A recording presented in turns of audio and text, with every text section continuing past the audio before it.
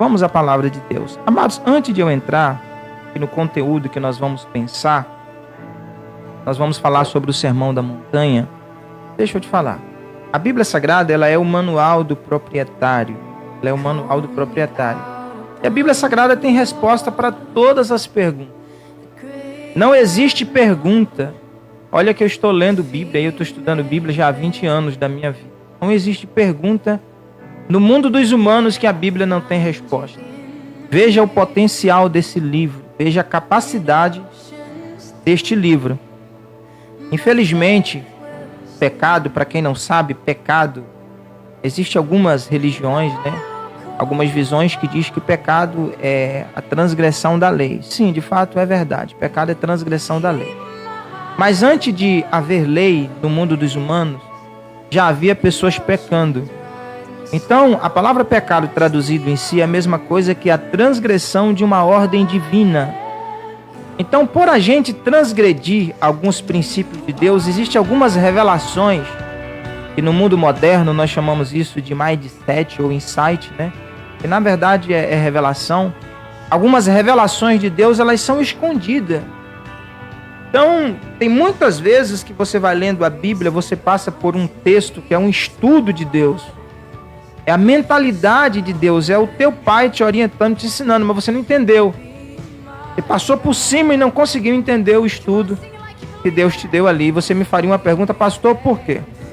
Você leu a letra, mas a revelação dela estava escondida. Entende? E aqui está o segredo.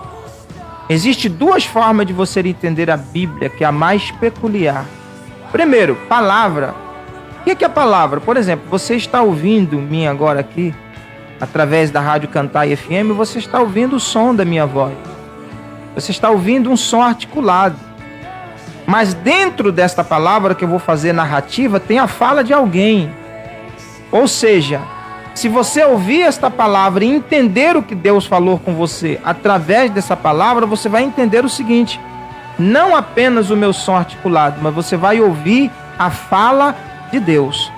Ou seja, a fala do dono da palavra está escondida de trás das letras. Segundo Orlando Boyer, para mim é um dos sábios intelectuais aí, uma das melhores enciclopédias, se você quiser um dicionário bíblico, uma enciclopédia, eu te indico uma boa aqui, Orlando Boyer. É a que eu mais leio, a que eu mais estudo, tá bom? Segundo ele, para você adquirir o dom da sabedoria de Deus, você tem que ler um texto só. 1 hora num texto só. Veja só, você lê o texto 1 hora, apenas um texto. Depois você vai parar, vai deixar de ler e você vai meditar mais 1 hora no mesmo texto.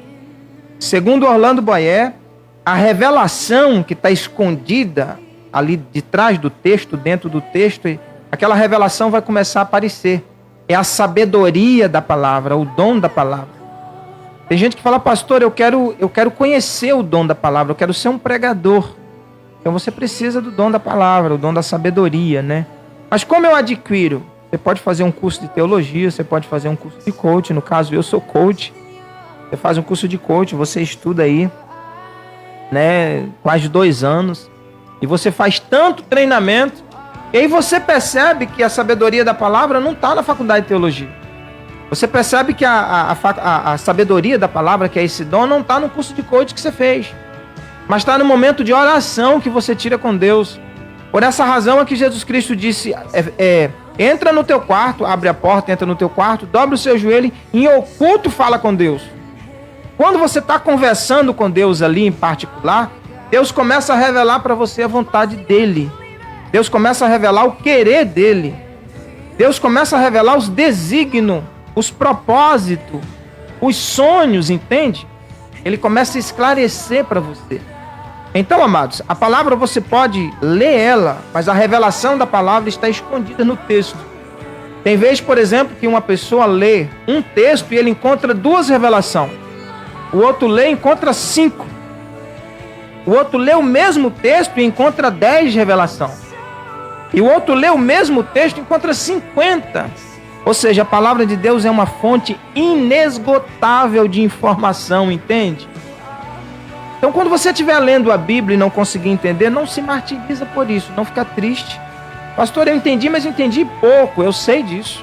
Eu também, quando eu comecei a ler Bíblia, eu era muito ignorante com questão do entendimento da palavra. Eu ainda tinha um problema grave. Eu entendia muito ao lado que beneficiava, entende? Eu não entendia, de fato, a revelação de Deus ali contida no texto.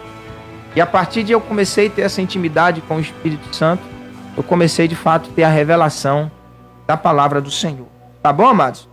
Então, a Bíblia Sagrada, ela é o manual de instrução do proprietário e nela tem todas as informações que nós precisamos. Então, vamos pensar Mateus capítulo 5, Sermão da Montanha. Meus queridos, Jesus Cristo, ele pregou muito nas sinagogas lá em Jerusalém, ele pregou nas sinagogas na Galileia, ele pregou em Cafarnaum, ele visitou as sinagogas ali na cidade de Nazaré. Mas uma certa feita, Jesus Cristo resolveu fazer uma cruzada meio que diferente. Ele falou, hoje eu não vou estar no templo, hoje eu não vou estar na casa de ninguém, hoje eu não vou estar na praça, hoje eu vou estar numa montanha. E lá na montanha, por incrível que pareça, naquela época a gente não tinha o conforto que a gente tem hoje, né? Nas nossas igrejas tem ar-condicionado, tem som adaptado, né? Tem retorno ali para o pregador, tem microfone muito bom. Jesus Cristo lá na montanha ele não tinha nada disso. E aí você pode me fazer uma pergunta, pastor, e o que atraía tanta gente, hein? Jesus Cristo não tinha essas bandas chiques que a gente tem hoje, né? A gente tem os grupos de louvores nas igrejas, aquelas bandas que a gente ensaia, que a gente prepara louvor muito lindo. E Jesus não tinha nada disso. Lucas escreve, queridos, lá em Lucas capítulo 6, que havia 4 cidades em peso ali naquela montanha. Pensa comigo, a quantidade de gente que não havia ali. E a pergunta é, o que motivava esse povo subir na montanha para ouvir um orador?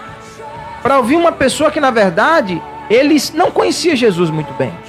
Ele sabia que Jesus era filho de José, filho da irmã Maria, que nasceu em Belém, que criou em Nazaré, mas eles não sabiam que Jesus era Deus, essa era a verdade. Sabia que Jesus era diferente, que o ensinamento dele era diferente, que as suas palavras eram diferentes, que havia poder enquanto ele falava, que as coisas aconteciam, mas as pessoas não tinham intimidade com Jesus, não sabiam a essência da vida dele, entende? E o que motivava? Amados, Jesus Cristo era diferente em tudo. E ele sobe nessa montanha, segundo alguns historiadores, essa montanha ficava ali do lado da cidade de Cafarnaum, né? Ele subiu na montanha. E aí Mateus escreve no capítulo 5, verso 1 em diante, eu vou estar fazendo o acompanhamento dos versículos aqui, você acompanha comigo, tá bom? Está escrito assim: Jesus, vendo a multidão, subiu a um monte e, assentando-se, aproximaram-se dele os seus discípulos. E abrindo a boca, os ensinava, dizendo: bem-aventurados os pobres de espírito, porque deles é o reino dos céus. Aqui está o primeiro detalhe que eu gostaria que você entendesse. Jesus Cristo está dizendo bem-aventurado, ou seja, é feliz, é sábio, é inteligente, é bem-aventurado quem tem esta qualidade de vida. Pobre de espírito. A palavra pobre no original é a mesma coisa que um ser humano com condição financeira limitada. Este é o pobre. Só que Jesus mexe aqui num assunto interessante, ele está dizendo pobre de espírito. Bom, quer dizer que a gente não pode ter muito espírito, a gente tem que ter pouco espírito? Sim. O ser humano, na verdade, ele só tem direito de ter 2 espíritos. 2 espíritos. Primeiro espírito, o espírito do próprio ser humano. Todo ser humano tem um lado espiritual, que é o lado divino do ser humano. Entendeu? Então, todo ser humano tem 2 lados, celeste e um lado terráqueo. Primeiro lado celeste do ser humano, o lado espiritual. Segundo lado celeste do ser humano, o lado alma.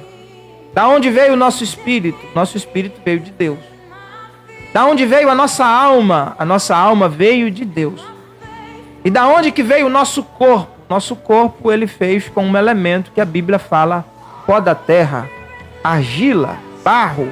Ou seja, Deus usou essa matéria para construir um ser físico, um ser matéria. E dentro deste ser ele colocou 2 elementos, um espírito e uma alma. Alma, substância incorpórea, espírito, lado divino do ser humano.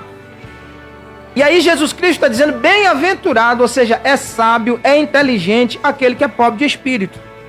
então nós só podemos ter dois espíritos. Primeiro, o espírito do próprio ser humano. Segundo, o Espírito Santo de Deus. O Espírito Santo de Deus, ele entende de gente como ninguém. Sabe por quê? Porque quando Deus estava construindo o primeiro homem e a primeira mulher, o Espírito Santo, que é Deus, ele estava com Deus. E você vê lá em Gênesis, está escrito: façamos o homem segundo imagem a nossa semelhança. Veja que esta palavra nossa está no plural. Deus está dizendo aí, identificando para nós, que tem mais de uma pessoa lá no Éden construindo o ser humano. Uma delas era o Espírito Santo de Deus. Agora, meus queridos, esse detalhe é interessante, que Deus está dizendo aqui que o pobre de espírito, aquele que é pobre de espírito, ele vai ganhar um presente. Ele vai ganhar um elemento de extrema importância para ele. Ele está dizendo aqui, olha só: bem-aventurados os pobres de espírito, porque dos tais, porque deles é o reino dos céus. Quer dizer que aquele camarada que é pobre de espírito, ele recebe da parte de Deus o direito de ser dono do reino. Sim, e deixa eu te explicar como que é isso. Reino de Deus é o quê? É uma organização espiritual movida por uma força superior. E Deus, ele é o dono do seu próprio reino. Agora, se você é filho do reino, você é filho de Deus, e tudo que é do Pai é do Filho, é isso que Jesus aqui está ensinando. Dizendo: Deus é o seu Pai. Se você tiver essa qualidade aqui, você tem comunhão com Deus. Logo, tudo que é do Pai é do Filho. Então, se Deus é dono do reino, automaticamente esse reino é seu. Olha que coisa linda.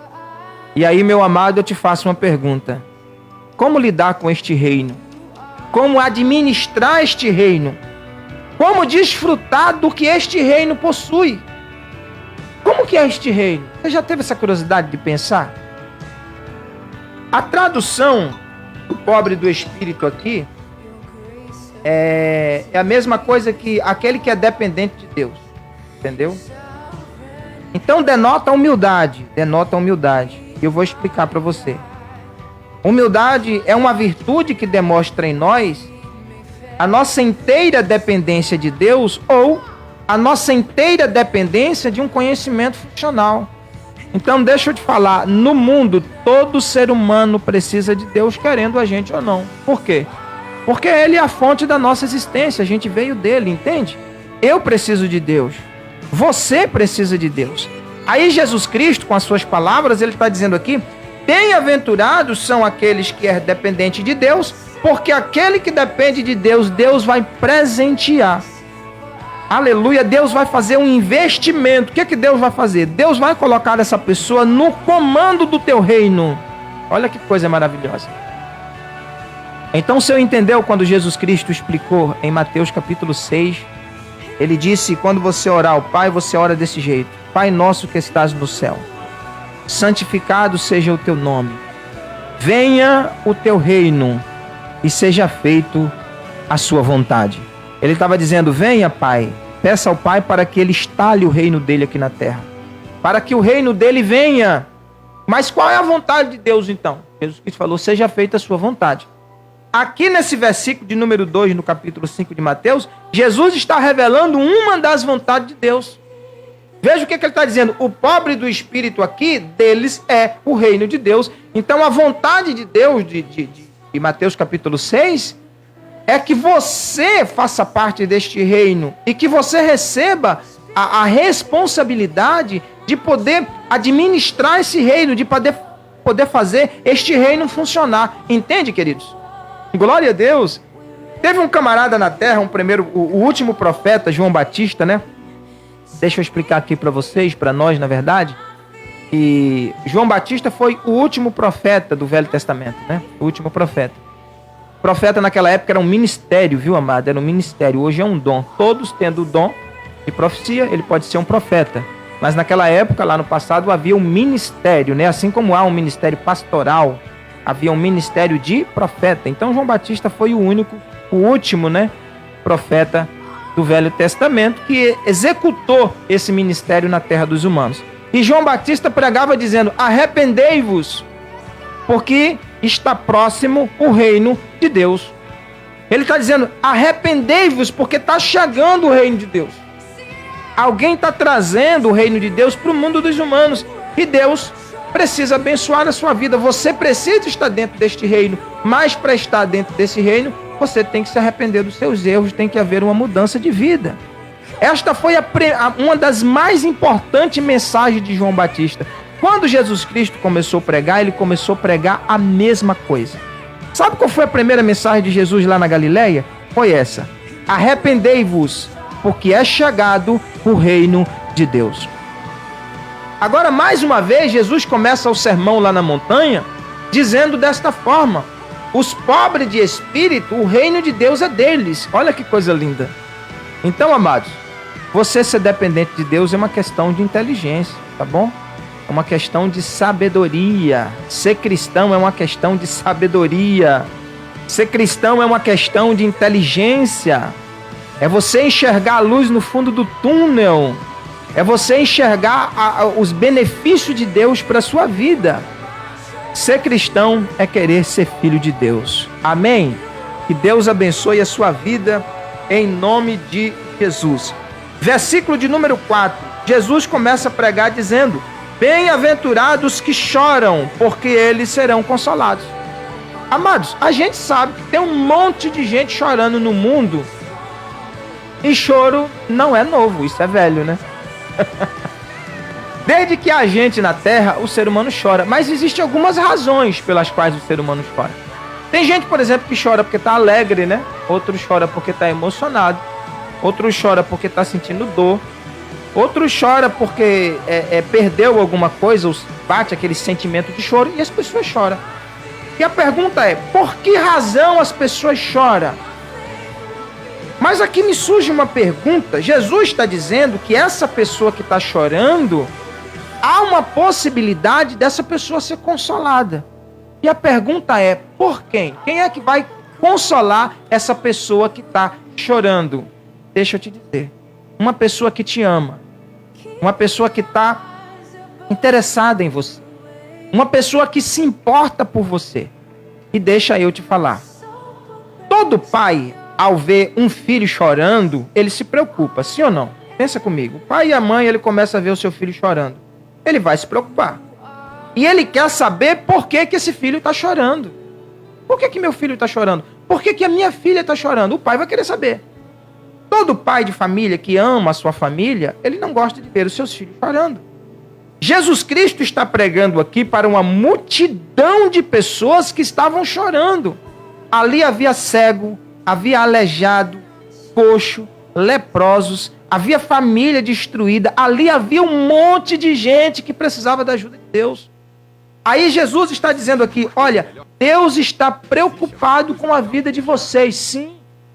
Deus está preocupado com o estilo de vida que você está vivendo? Sim, Deus está vendo o choro de vocês. Sabe o que ele está dizendo através dessa palavra? Não se preocupa, porque Deus vai consolar vocês. Glórias é dada o nome do Senhor. Então, meu querido, você que está me ouvindo agora, através da Rádio Cantai FM, saiba que Deus está vendo o que você está vivendo. Deus está vendo o seu choro, Deus está vendo a sua oração, Deus está vendo o seu pedido. Deus está atento para esse estilo de vida que você está vivendo. E a palavra que eu deixo aqui para você nesta manhã de sábado é que Ele vai consolar você. É que Deus vai te abençoar. Então pratique o versículo 2, seja um dependente de Deus, seja um pobre de espírito, busque a presença do Espírito Santo, e você vai ver que Deus ele vai entrar com providência na sua vida. Deus vai abençoar a sua casa. Deus vai abençoar a sua família. Deus vai abençoar seus filhos. Deus vai abençoar os seus projetos de vida, porque Ele é Pai. E todo pai, ele se preocupa com o bem-estar dos seus filhos. Amém, meus amados? Deus ele não quer ver a gente vivendo em violência. Porque todo pai fica triste quando vê os seus filhos brigando, os seus filhos com problema. Por exemplo, Caim matou Abel. Imagine a tristeza de Adão. Aquilo foi o que o pecado gerou na vida dele. Deus falou, Adão, não coma do fruto da árvore do conhecimento, aquele que está lá no meio do jardim. Ele, infelizmente, comeu. E aí, por incrível que pareça, Deus falou com ele antes disso acontecer, olha, se você comer, você vai morrer. Ele comeu. E a primeira morte que ele teve que assistir foi o seu filho mais novo, ou seja, o mais velho matou o mais novo. Meus amados, imagine a tristeza de Adão ali. Você não sabe o que é o pai ver um filho matando o outro e ele não pode fazer nada. De lá para cá, quantos pais já assistiram isso? Quantas famílias brigam e se matam, né?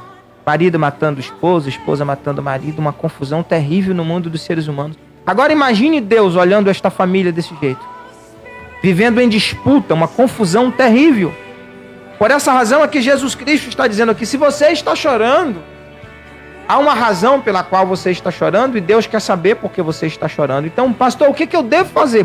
Conta para Deus o motivo do seu choro. Se você está alegre, conta para Ele, adora Ele, dizendo, Pai, eu te agradeço porque eu estou chorando de alegria, não estou chorando de tristeza, estou de alegria.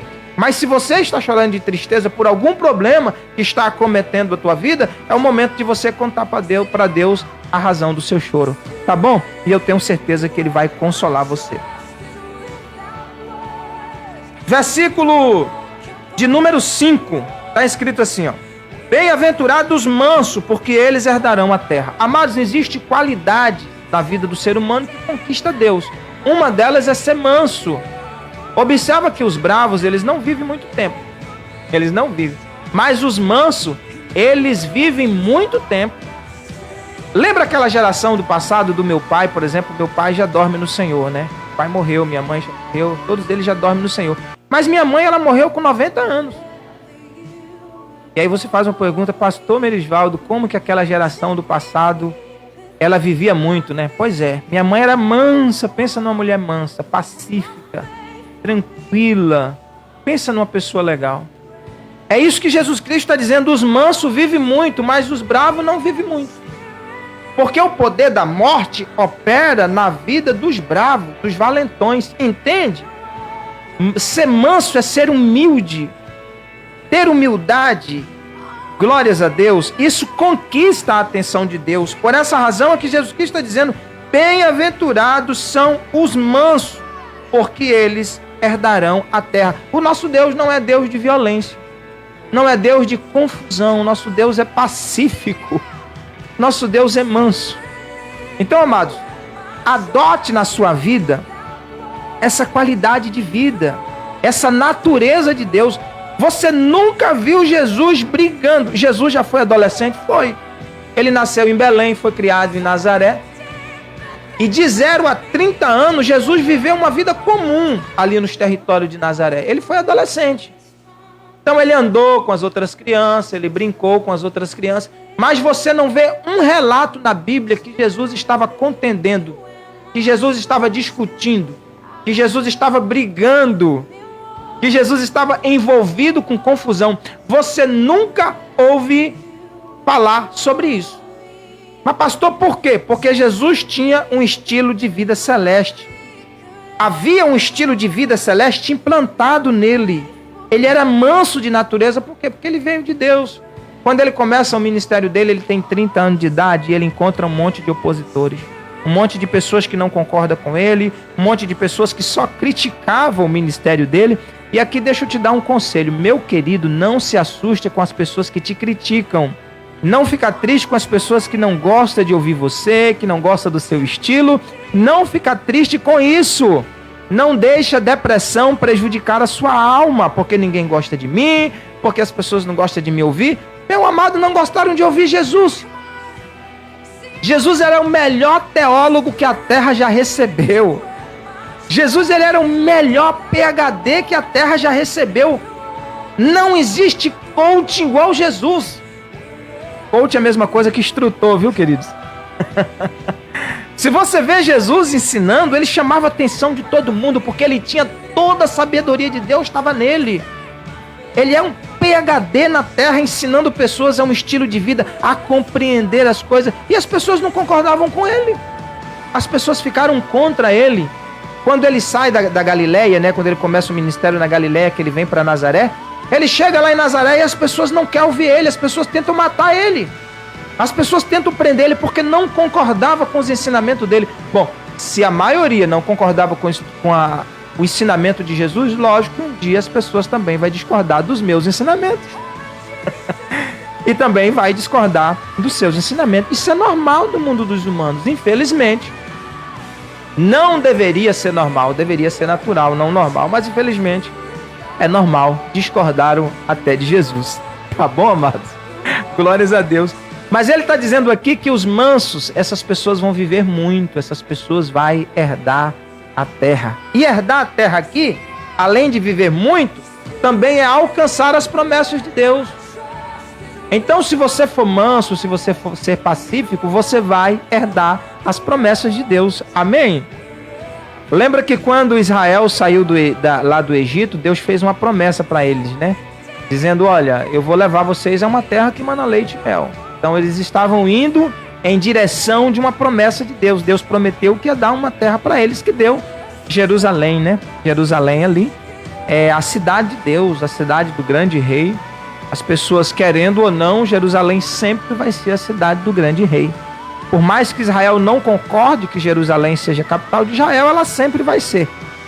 Estando em lei ou fora de lei, estando inscrito em papel, tendo testamento ou não, Jerusalém sempre vai ser a capital de Israel e a capital do grande rei. A Bíblia diz isso, né? E não tem como mudar. Jerusalém é a cidade mais importante do planeta Terra. Foi lá que Jesus nasceu. Foi lá que Jesus morreu. E na sua segunda vinda, ele vai descer no Monte das Oliveiras para todos ver que ele ama aquela terra. Por quê? Você me pergunta agora, pastor Merisvaldo, por que Jerusalém é essa cidade tão importante para Deus? Aí eu não sei. Eu não sei. Como eu também não sei por que eu sou tão importante para Deus, por que você é tão importante para Deus. Se for olhar as nossas qualidades, né? Parece que a gente não tem valor, parece que a gente não tem importância. Mas deixa eu te falar, você é muito importante para Deus. Amém, meu querido? Amém, minha querida? Louvado seja o nome do Senhor. Bom, versículo de número 6. Bem-aventurados que têm fome e sede de justiça, porque eles serão fartos. O que é justiça? Justiça é uma virtude moral que demonstra em nós o direito de alguém. Entendeu? Então, justiça é isso. Esse direito que alguém tem e que, na verdade, ele não sabe que tem. Entendeu? Mas todo ser humano tem um direito. Todo ser humano tem um direito. Por exemplo, você tem direito de ter saúde. Você tem direito de ser feliz. Você tem direito de ter paz. Você tem direito de ter uma família. Você tem direito de ser próspero. Você tem direito de viver bem no meio da sociedade, da cidade onde você mora. Entendeu? E aí Jesus Cristo está dizendo que Deus está interessado em fazer justiça na sua vida. Em fazer cumprir o seu direito. Entende? Por essa razão ele está dizendo, se você tiver sede disso, se você tiver um sonho, se você tiver vontade que isso se concretiza na sua vida, entenda que a vontade de Deus também é fazer com que os seus direitos se concretizem. Que você tome posse das vitórias que Jesus conquistou na cruz para você. Por esta razão ele está dizendo, bem-aventurados são os que têm sede e fome de justiça, porque serão fartos. Deus vai suprir a sua necessidade. Vai cumprir na sua vida todas as promessas que ele te fez. Porque quando Deus te faz uma promessa, na verdade, a lei diz que tudo que é do pai é do filho. Tudo que é do pai é do filho. Ele herda tudo que é do pai. Então, se você for pensar agora, você é filho de Deus. Sim, então, tudo que é de Deus é seu por direito. Então, o que é que Deus tem? Meu amado, se a gente for agora falar sobre os bens de Deus, você vai perceber que ele é dono de muitos bens, né? Inclusive, ele te fez uma promessa de um dia te levar para a casa dele. Ele falou que vai salvar a gente, ou seja, levar a gente para a casa dele. Porque essa terra aqui, ela não é eterna, viu, amados? Ela vai acabar um dia. Vai demorar muito tempo ainda. As pessoas falam, a terra vai acabar, o mundo vai acabar. Vai sim, mas vai demorar muito tempo. Tá bom, amados? Lembra que a volta de Jesus não significa o fim do mundo. Nós ainda temos o milênio inteiro aí para você enfrentar. Tem a grande tribulação para os que ficarem aqui, tá bom? Então o mundo não vai acabar agora, mas a gente se acaba. O ser humano morre, entendeu? Então se você morrer aí com 70 anos, com 80 anos, com 90 anos, sei lá, o mundo acabou para quem morreu, entende? Mas o mundo vai continuar aí. Veja que quando eu tinha, por exemplo, 8 anos, eu lembro que meu pai ensinava na igreja, né? Meu pai pregava. Eu era um menino que eu ficava correndo dentro da igreja como todos os outros. Hoje eu sou um homem com 42 anos, meu pai já foi embora. Veja que quando dentro da igreja como todos os outros. Ele já morreu, Deus já recolheu o meu pai, e eu hoje estou fazendo o que ele fazia. Ou seja, para o meu pai, o mundo aqui acabou. O tempo dele aqui na terra foi-se embora. Ele já saiu daqui. Mas ele herdou todas as promessas que Deus fez a ele. Glórias a Deus. Então é isso que Jesus está ensinando aqui, amados. Bem-aventurados aqueles que têm fome e sede de justiça, porque eles serão fartos. Ou seja, Deus vai cumprir na sua vida aquilo que ele prometeu por intermédio da palavra. Então você tem que ter fome disso. Você tem que ter sede disso. Sede de Deus cumprir a palavra dele na sua vida. Sede de Deus cumprir a promessa que ele fez para você. Sabe o que é fome? Fome ela só passa quando você come alguma coisa, sim ou não? Então, se você tem promessa de Deus, você tem que ter fome de ver o cumprimento dessa promessa. Dizer, Pai, eu não vou desistir enquanto o Senhor não cumpre essa promessa. Eu quero ver, porque é a sua palavra e eu quero honrar o teu nome através da sua palavra. Louvado seja o nome do nosso Senhor Jesus Cristo.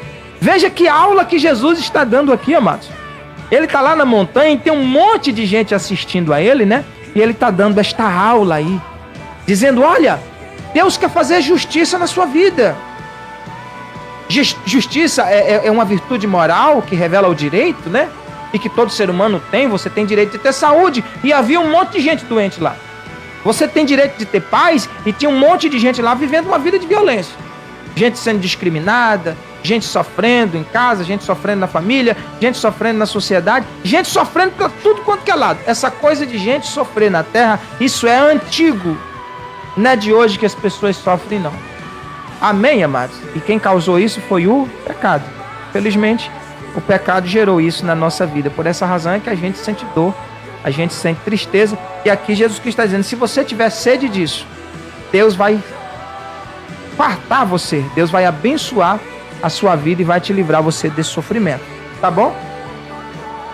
Versículo de número 7. Bem-aventurados misericordiosos, porque alcançarão misericórdia. Amado, Jesus Cristo aqui, ele está preocupado com o nosso estilo de vida. Misericórdia está relacionado à solidariedade, que é a mesma coisa que dá apoio, né? Apoio. O misericordioso, aquele que tem uma natureza misericordiosa, ele gosta de ajudar. Até porque nós somos iguais, né?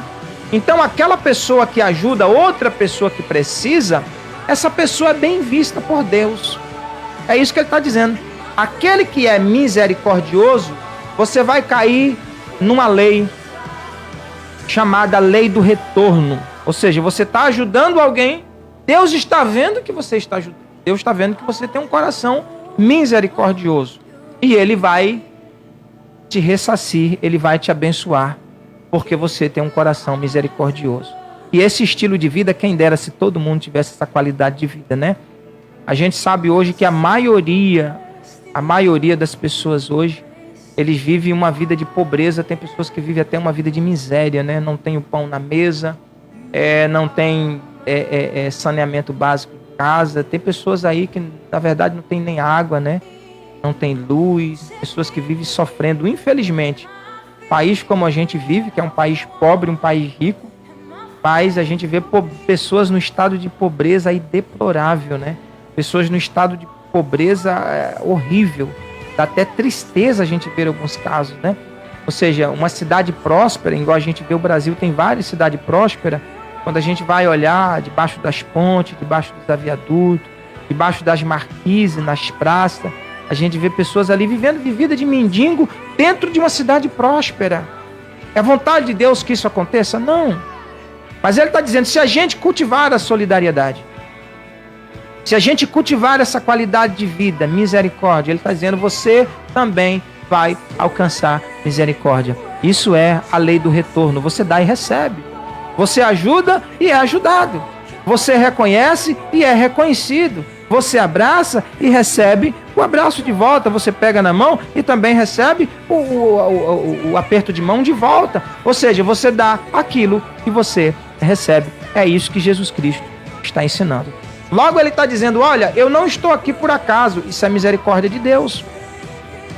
Eu não vim na terra para ter uma coluna de férias de 33 anos. Não foi isso que ele veio fazer. Ele veio aqui ajudar pessoas. Ele veio aqui abençoar a vida das pessoas. E aquelas pessoas que estavam ali ouvindo ele, estavam tendo uma oportunidade grandíssima. Que oportunidade! Jesus. Eles estavam diante de Jesus. Uma grande oportunidade de Deus. E ele está ensinando, dizendo, Deus é misericordioso. Sabe por que Deus é misericordioso? Porque Deus lembrou de vocês. Eu não vim aqui à toa, eu vim aqui com uma missão. Eu vim aqui abençoar a vida de vocês. Glórias é dado o nome do Senhor. Versículo de número 8. Está escrito assim, ó. Bem-aventurados os limpos de coração, porque eles verão a Deus. Amados, não é todas as pessoas que vê Deus. Não é todas as pessoas que sente Deus. Não é todas as pessoas que têm um contato com Deus. Pastor, quem é que vai ter contato com Deus? Segundo Jesus aqui, é aqueles que têm um coração limpo. Ele falou em outras palavras, dizendo que a boca fala o que está cheio o coração. Mas, amado, deixa eu te falar aqui. O coração da gente é um local de extrema importância. Extrema importância.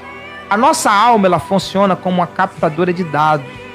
Ela funciona assim. Então ela capta todas as informações. Se você ouve um louvor, a sua alma capta aquele louvor que você ouviu. Se você ouve um estudo, uma palavra, um conselho, um ensinamento, a sua alma está captando. Tudo que você ouve durante todo o dia, durante toda a sua vida, a sua alma está captando, porque ela funciona assim, ela é uma captadora de dados. Ela vai captando ali as informações, entendeu? Ela é semelhante à memória RAM de um computador, né? A memória RAM. A memória RAM de um computador, ela é uma captadora de dados, né? Ela capta aí as músicas que você quer baixar no seu aparelho. Ela capta aí tudo que você entrar na internet. Você clica lá em fazer download, alguém tem que fazer download lá no seu aparelho. Quem é que faz isso? A memória RAM do seu aparelho, né? Ela é uma captadora, ela vai captar. Só que ela vai armazenar esse elemento em outro lugar. Ela não é uma armazenadora de dados. Ela é uma captadora. Ela vai armazenar em outro lugar. Aonde que ela vai armazenar? Bom, hoje ela pode armazenar num programa. Hoje ela pode armazenar num cartão de memória, né? Hoje ela pode armazenar num HD, né? Nós chamamos de disco rígido. Mas existe um local onde ela armazena aquele dado que ela capta. A nossa alma funciona do mesmo jeito, meu amado. Ela é uma captadora de dados. Tudo que você ouve, a sua alma capta e vai armazenar em um lugar que nós chamamos de coração.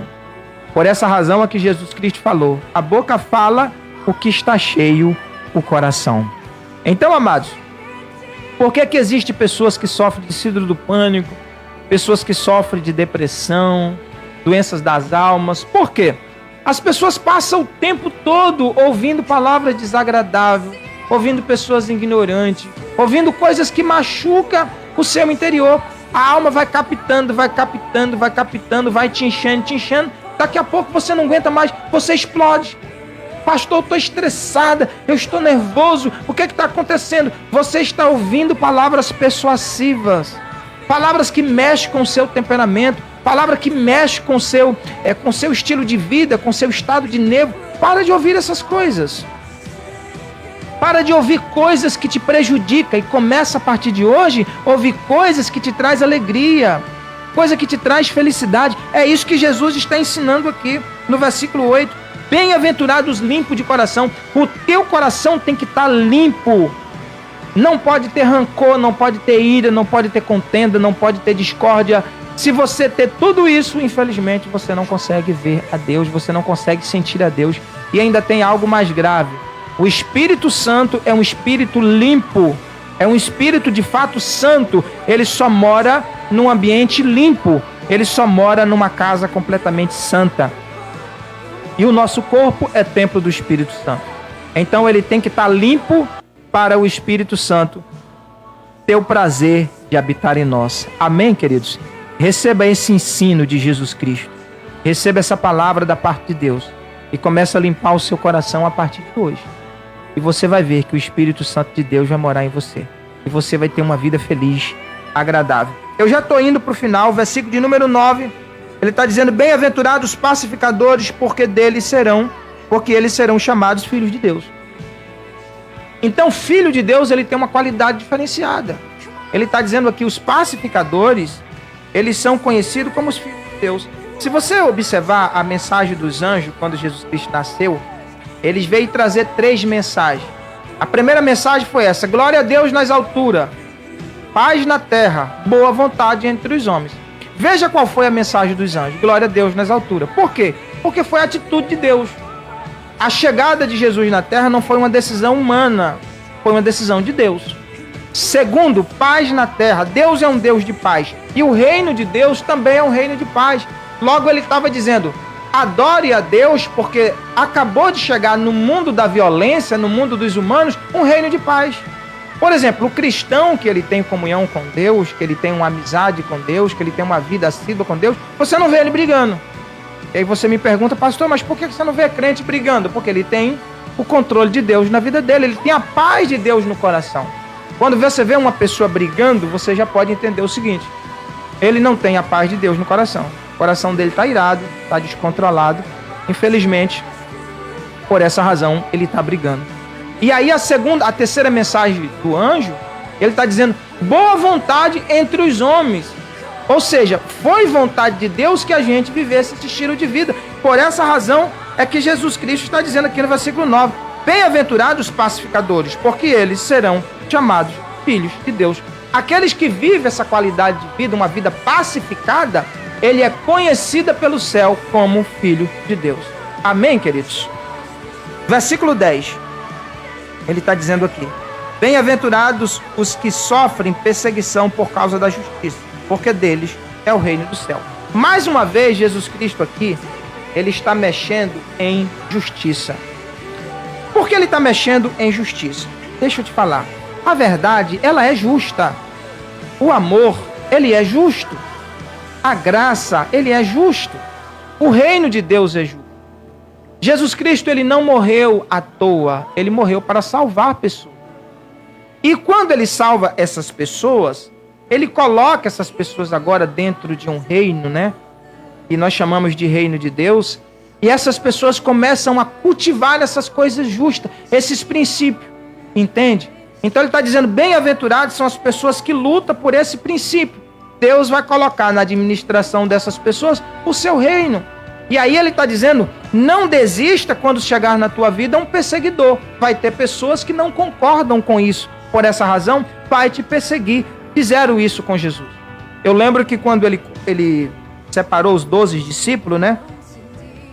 Ele deu algumas ordens dizendo, olha, não entrem em aldeias de samaritano. Por que Jesus falou isso?